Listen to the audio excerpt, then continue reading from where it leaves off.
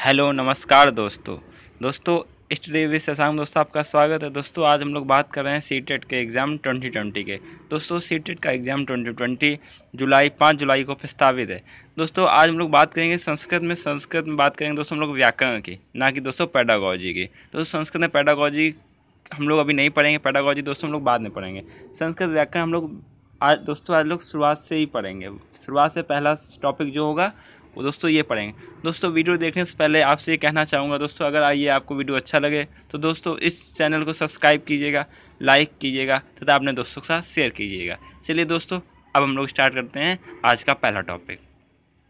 दोस्तों पहला टॉपिक हम लोगों का वर्ण परिचय। संस्कृत व्याकरण का पहला टॉपिक है दोस्तों वर्ण परिचय। चलिए दोस्तों अब हम लोग वर्ण परिचय को देखते हैं कि क्या है, वर्ण क्या होते हैं और बाकी वर्ण के आगे महसूस सूत्र क्या होते हैं, प्रत्याहार क्या कहलाते हैं, स्वर किसे कहते हैं, व्यंजन किसे कहते हैं और भी काफ़ी सारी चीज़ें।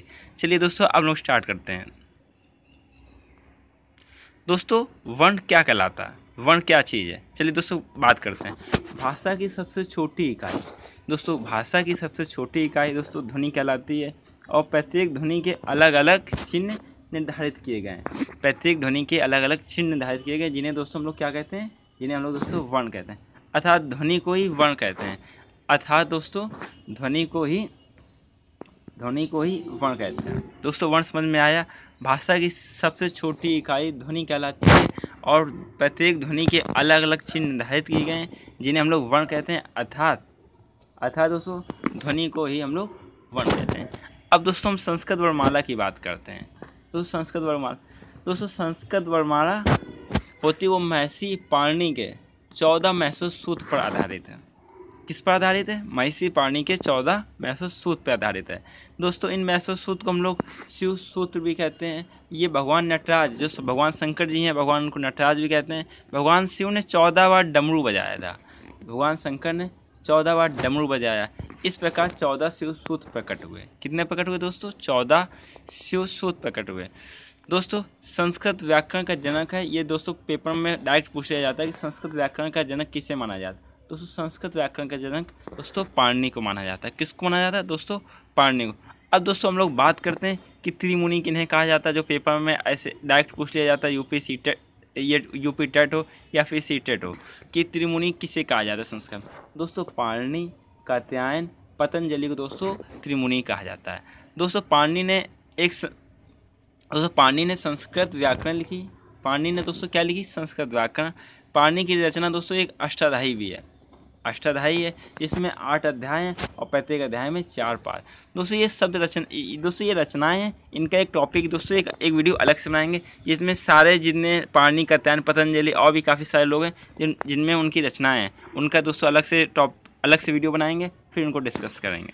दोस्तों महसूस सूत्र की रचना पाणिनि की थी। इनकी संख्या भी 14 होती है। अब दोस्तों हम लोग पूरा ये महसूस सूत्र है पूरा डिटेल में नहीं पढ़ेंगे, जो पेपर के लायक है, जो पेपर में क्वेश्चन पूछे जाते हैं दोस्तों उन्हीं को हम पढ़ेंगे। अब दोस्तों पेपर में केवल 2 चीज़ पूछी जाते हैं इसमें, कि स्वर होते हैं ये कौन से प्रत्याहार से मिलकर बने होते हैं। दोस्तों कौन से प्रत्याहार से मिलकर बने होते हैं? दोस्तों स्वर हैं वो दोस्तों अच प्रत्याहार से, बस इतना दोस्तों याद कर लीजिए, अच प्रत्याहार। और व्यंजन है ये दोस्तों हल प्रत्याहार। अब दोस्तों ये प्रत्याहार क्या होते हैं? तो दोस्तों ये जो दोस्तों महसूस सूत्र जो 14 हैं, इनका पहला शब्द और आखिरी शब्द ये दोस्तों प्रत्याहार कहलाते हैं। जैसे स्वर में हम लोग दोस्तों देखते हैं कि पहले में आ, ई, उ, ऋ, दोस्तों इसका पहला शब्द क्या है? आ। अब दोस्तों हम लोग चौथा देखते हैं ए और चा, इसका दोस्तों लास्ट शब्द क्या है? चा। इन पहला और आखिरी शब्द को मिलाकर जो शब्द बनता है, जो वर्ण बनता है, उनको दोस्तों हम लोग अच कहते हैं। दोस्तों समझ में आओ। इसी प्रकार दोस्तों हल व्यंजन है, ये हल प्रत्याहार में आते हैं। चलिए दोस्तों अब हम लोग आगे बात करते हैं। दोस्तों ये तो मालूम ही है कि प्रत्याहार की संख्या 42 कहलाती है और आदि वर्ण तथा अंतिम वर्ण इत मिलकर प्रत्याहार बनता है। दोस्तों पेपर में बस इतना ही पूछा जाता है, ज़्यादा पढ़ने की दोस्तों ज़रूरत नहीं है जो पेपर में आए, क्योंकि टाइम हम लोग पास काफ़ी कम बचा है। अब दोस्तों हम लोग वर्ण की बात करते हैं कि स्वर और व्यंजन। दोस्तों स्वर की हम लोग बात कर रहे हैं कि स्वर हैं ये दोस्तों अच प्रत्याहार में स्वर आते हैं, व्यंजन हल प्रत्याहार में। अब स्वर दोस्तों क्या कहलाते हैं? स्वयं रजन्ते इति स्वरा। स्वयं अतः जो स्वयं से उत्पन्न होते हैं, अतः इनको उच्चारण करने में किसी दूसरे वर्ण की आवश्यकता या किसी दूसरे चीज़ की आवश्यकता नहीं होती है, उनको दोस्तों स्वर कहते हैं। स्वर लोग कितने हैं? 9 स्वर हैं। ये दोस्तों आ ई उ ऋषि ऋण ए औ ये दोस्तों 9 स्वर हैं दोस्तों। इनमें मूल स्वर कौन से? मूल स्वर और संयुक्त स्वर। दोस्तों मूल स्वर वो हैं जो किसी भी अन्य स्वर की सहायता से मिलकर नहीं बने होते हैं, और संयुक्त स्वर दोस्तों वो स्वर होते हैं जो मूल स्वर से मिलकर बनते हैं। जैसे मूल स्वर दोस्तों हम लोगों के 5 हैं, आ ई उ ऋषि लेट, और दोस्तों हम लोगों के संयुक्त स्वर हैं ए औ। ये दोस्तों हम लोगों के संयुक्त स्वर हैं। अब दोस्तों हम लोग बात करते हैं स्वर के भेद, उच्चारण के स्थान पर स्वर के भेद।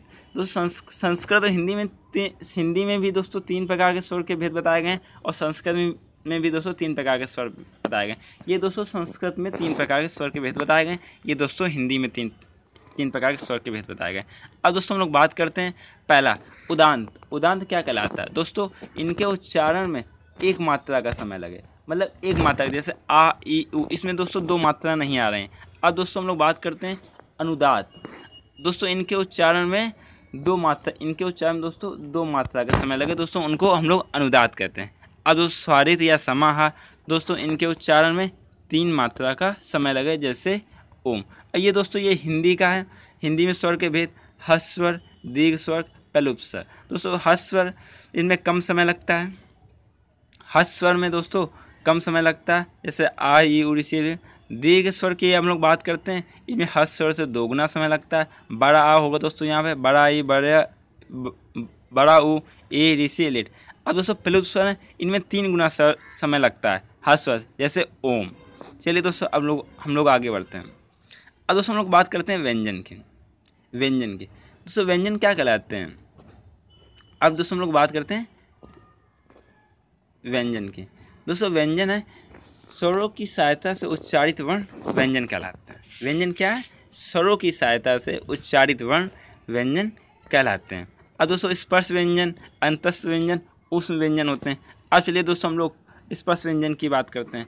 उच्चारण करते समय जीभ मुख के अलग अलग स्थानों को स्पर्श करती है, तो दोस्तों इनको स्पर्श व्यंजन कहते हैं। वो इनमें जो वर्ण आते हैं उनको स्पर्श व्यंजन कहते हैं। स्पर्श व्यंजन की संख्या 25 है। स्पर्श व्यंजन की संख्या दोस्तों कितनी है? 25 है। ये 5 वर्गों में बटे होते हैं, अतः प्रत्येक वर्ग में 5 वर्ण होते हैं। अब दोस्तों हम लोग बात करते हैं अंतस्थ व्यंजन की।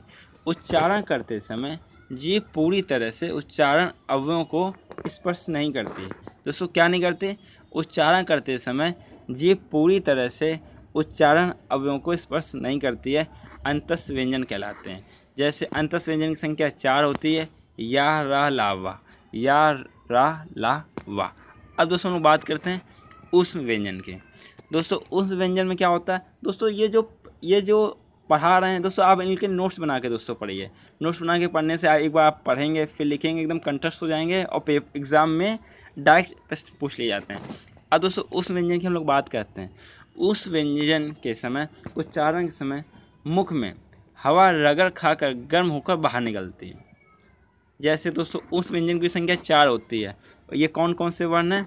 सा, सा, सा, हा। इनमें दोस्तों हम बोलते हैं, इनका उच्चारण करते हैं, तो हवा है, जीभ है, ये रगड़ खाकर गर्म होकर बाहर निकलती है दोस्तों। ये दोस्तों उष्ण व्यंजन है।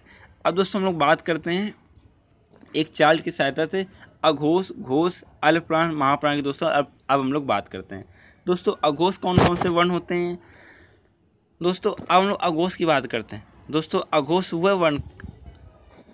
दोस्तों वो वर्ण कहलाते हैं जो किसी भी वर्ग में पहले या दूसरे वर्ण को, पहला या दूसरा वर्ण अघोष कहलाता है। और दोस्तों तीसरा, चौथा और 5वां वर्ण ये दोस्तों सघोष कहलाते हैं। दोस्तों समझे?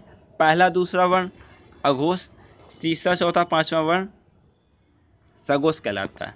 अब दोस्तों हम लोग अल्पप्राण की बात करते हैं। किसकी बात करते हैं? अल्पप्राण की। अल्पप्राण दोस्तों 1, 3, 5 चलता है।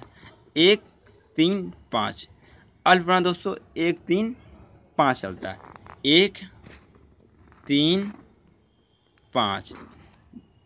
अल्पप्राण दोस्तों 1। दोस्तों अब लोग अल्पप्राण की बात करते हैं। 1, 3, दोस्तों अल्पप्राण 1, 3, 5। 1, 3, 5, ये दोस्तों अल्प प्राण। और दोस्तों महाप्राण होते हैं ये दोस्तों 2 और 4। महाप्राण प्रत्येक वर्ग का दूसरा वर्ण और चौथा वर्ण महाप्राण कहलाता है।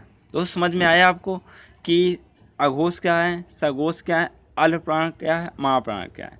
दोस्तों अल्प प्राण कहलाते हैं, आपको बताया था। अल्प प्राण 1, 3, 5, महाप्राण प्रत्येक वर्ग के दूसरा और चौथा वर्ण महाप्राण कहलाता है। अघोष की बात हम लोग करते हैं, अघोष की बात करते हैं 1, 2, 3। अघोष की दोस्तों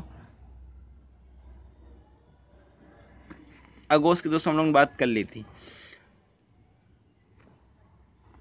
अब दोस्तों हम लोग आगे बात करते हैं वर्णों के उच्चारण स्थान याद करने की ट्रिक। दोस्तों पेपर में डायरेक्ट पूछ लिया जाता है ये कौन सा वर्ण का उच्चारण स्थान दोस्तों क्या होगा।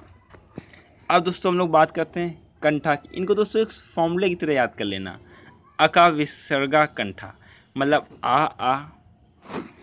अका विसर्गे कंठा। ये इचा संयंता तालु ऋष सामु मूर्धा तसल्ली दे उपायो ओष्ठ। अका विसर्गा कंठा मतलब आ वर्ग का वर्ग हा विसर्ग का उच्चारण कंठ से होता है। किससे होता है दोस्तों? कंठ से होता है। अब इचा संयंता तालु, इचा संयंता तालु ई चा वर्ग सा वर्ग या वर्ग, इनका उच्चारण दोस्तों तालु से होता है। अब दोस्तों हम लोग बात करते हैं ऋष सामु। री टा वर्ग चा, सॉरी दोस्तों, री टा वर्ग रा और सा, इनका उच्चारण मूर्धा, मतलब मूर्धा तालु के ऊपर वाला भाग, इनसे इनका उच्चारण होता है।